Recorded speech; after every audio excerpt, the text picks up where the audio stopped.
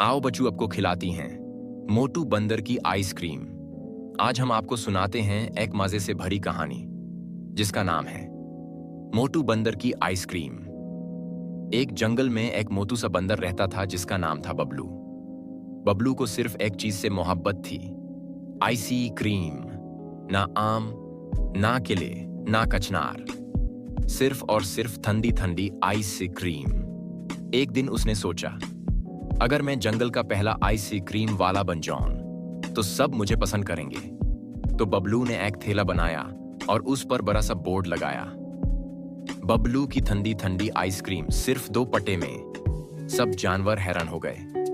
हिरन ने पूछा, यह आइसक्रीम बनती कैसे है जंगल में? बबलू बोला, चुपके से देखो, ये है मेरी जंगल आइसक्रीम रेसिपी।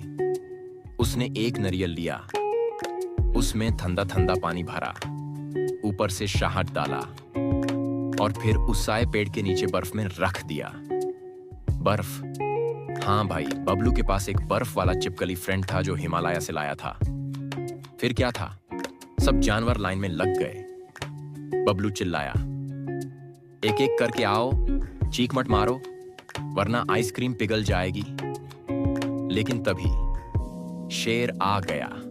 बबलू घबरा गया, यह तो मुफ्त में सब खा जाएगा। तो बबलू ने छुपकर उसे दी मिर्च वाली आइसक्रीम। शेर बोला, यह तो आग लग गई। सब जानवर